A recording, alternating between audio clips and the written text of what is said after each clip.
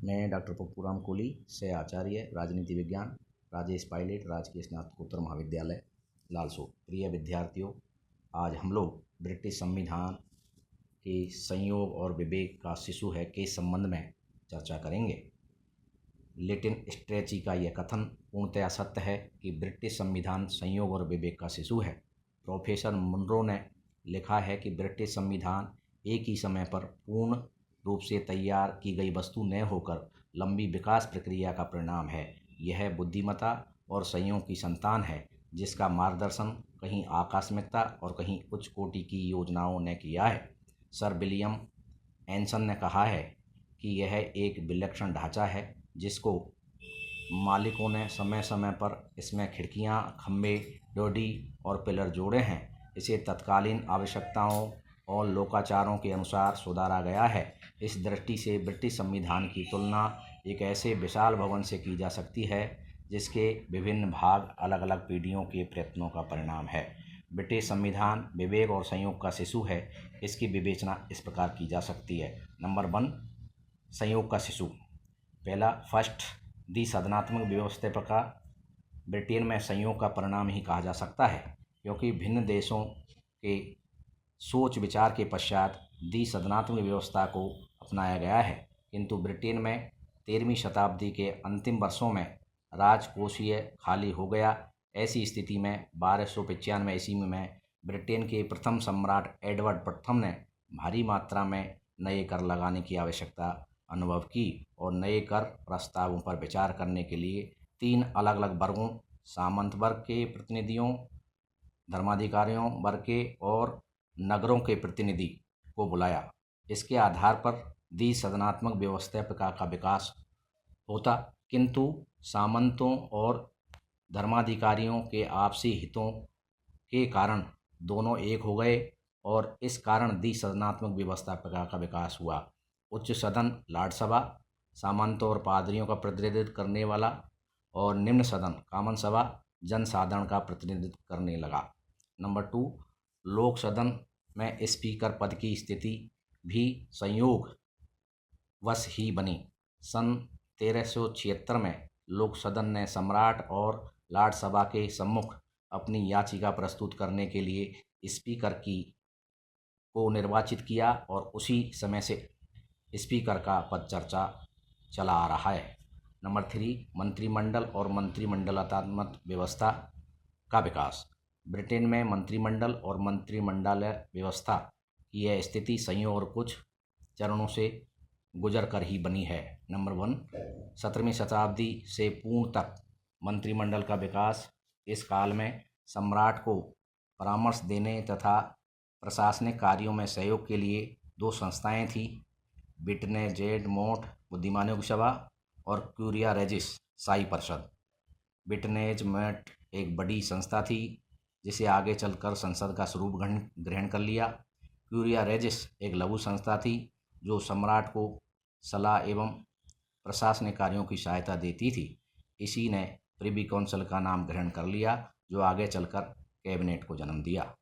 Number 2, 17वीं शताब्दी में मंत्रिमंडल का विकास। 17वीं शताब्दी में प्रिवी काउंसिल 50 सदस्यों की एक संस्था बनाई गई। सम्राट ने प्रिवी काउंसिल के 5 सदस्यों से परामर्श लेना प्रारंभ कर दिया था, जिसे कवाल कहा जाने लगा। 1695 में विलियम तृतीय के शासनकाल में मंत्रिमंडल व्यवस्था का गठन किया। इस प्रथा का विकास हुआ कि मंत्रिमंडल का निर्माण उस दल से होना चाहिए जिसे कॉमन सभा में बहुमत प्राप्त हो। नंबर 3, 18वीं शताब्दी में मंत्रिमंडल का विकास। इस काल में मंत्रिमंडल कैबिनेट में से एक अध्यक्ष के पद का विकास हुआ। धीरे धीरे कैबिनेट का अध्यक्ष वर्तमान समय का प्रधानमंत्री ही है। 1714 में हैनोवर वंश के सम्राट जॉर्ज प्रथम अंग्रेजी भाषा, राजनीति, ब्रिटेन की परंपराओं आदि में रुचि नहीं ली थी, इसलिए मंत्रिमंडलों की बैठकों में अनुपस्थित रहना प्रारंभ कर दिया। किंतु सम्राट के स्थान पर मंत्रिमंडल के सदस्यों में से ही मंत्रिमंडल की अध्यक्षता करना प्रारंभ कर दिया। इसके परिणाम स्वरूप प्रधानमंत्री पद का विकास हुआ। सर रॉबर्ट बालोपेल ब्रिटेन के प्रथम प्रधानमंत्री थे। 1742 में संसद ने मंत्रिमंडल की नीतियों का समर्थन नहीं किया तो संसद से त्यागपत्र देकर इस प्रथा को शुरू कर दिया कि अपना बहुमत खोने पर मंत्रिमंडल को त्यागपत्र देना चाहिए। नंबर 4, 19वीं शताब्दी में मंत्रिमंडल का विकास। 19वीं शताब्दी में वयस्क मताधिकार का विस्तार हुआ। इससे मंत्रिमंडल व्यवस्था को जनाधार प्राप्त हो गया। मंत्रिमंडलीय व्यवस्था में प्रधानमंत्री की शक्तियों में विस्तार हुआ।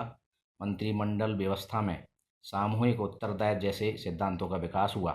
मंत्रिमंडल व्यवस्था का यह संपूर्ण विकास कानूनों का ही परिणाम नहीं अपितु संयोग के तत्व का ही परिणाम है।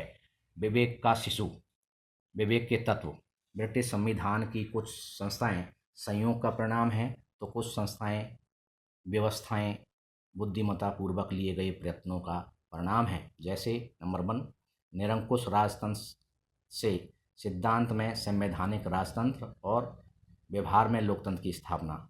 1885-87 के वर्षों में जेम्स द्वितीय का निरंकुश शासन, जिससे उसका फ्रांस भाग जाना का 18वीं सदी में है नोबल शासक का बनना और विवेकपूर्ण कार्यों का परिणाम है। लोकतंत्र की स्थापना में 3 प्रमुख प्रलेखों ने महत्वपूर्ण भूमिका निभाई। 1215 का मैग्ना कार्टा, 1628 का अधिकार याचिका पत्र और 1689 का अधिकार पत्र। नंबर 2, वयस्क मताधिकार, गुप्त मतदान प्रणाली और एकल संसदीय निर्वाचन क्षेत्र। सन 1832, 1867, 1884 और 1918 के सुधार अधिनियमों द्वारा मताधिकार की व्यापक बनाया गया। 1929 के सुधार अधिनियमों ने वयस्क मताधिकार को अपनाया। 1969 के अधिनियम ने मताधिकार की आयु 21 वर्ष से घटाकर 18 वर्ष कर दी। 1872 में गुप्त मतदान प्रणाली तथा 1948 में बहुल निर्वाचन क्षेत्रों को समाप्त कर दिया गया। नंबर 3, लॉर्ड सभा पर लोक सदन की श्रेष्ठता। 19वीं शताब्दी से पूर्व लॉर्ड सभा की लोक सदन की तुलना से अधिक शक्तियां प्राप्त थी, किंतु 1911 और 1949 के अधिनियमों के आधार पर लॉर्ड सभा की शक्तियों को सीमित कर दिया गया तथा लोक सदन को अधिक शक्तियां प्रदान की गई। संसद की संप्रभुता का आशय लोक सदन की संप्रभुता से ही हो गया है। नंबर 4, लोकसभा की रचना में सुधार। पीयरेज एक्ट 1958, 1963 के अधिनियमों में 1938 में आजीवन पीयरों और महिला पीयरों की व्यवस्था की गई।